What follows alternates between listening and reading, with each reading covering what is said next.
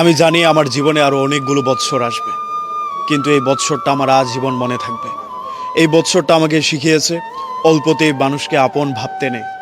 এই বৎসরটা আমাকে শিখিয়েছে মানুষের সাথে অল্পতে মিশে যাওয়ার পরিণাম কতটা ভয়ানক হতে পারে।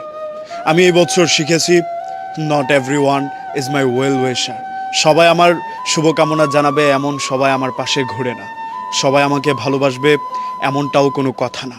আমি যাদের ভালোটা চাই তারাও আমার ভালোটা চাবে এমন কোনো কথা নেই। এই বৎসর আমি চিনতে শিখেছি মুখোশের আড়ালে লুকিয়ে থাকা মানুষগুলোকে। এই বৎসর আমাকে শিখিয়েছে মানুষের উপকারের প্রতিদান কতটা নিদারুণভাবে ফেরত দেয়। এই বৎসর আমি অনেক কিছু হারিয়েছি। বন্ধু হারিয়েছি, বিশ্বাস হারিয়েছি, ভালোবাসা হারিয়েছি, এমনকি নিজেকেও হারিয়ে ফেলেছি। এই বৎসরটা আমার কাছ থেকে অনেক কিছু যেমন কেড়ে নিয়েছে, পাশাপাশি কিছু মানুষকেও উপহার দিয়েছে। কেউ একজন আমাকে বলেছিল তোমার আর একটু চালাক হওয়া দরকার। তখন আমার কথাটা বুঝে আসে নাই।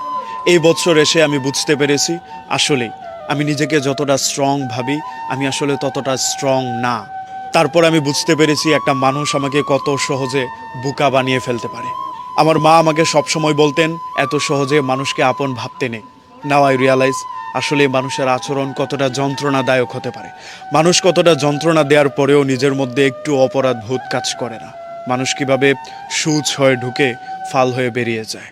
এই সব কিছুর পেছনে আমি একটা জিনিসকেই দায়ী করব, আমার ভাগ্য।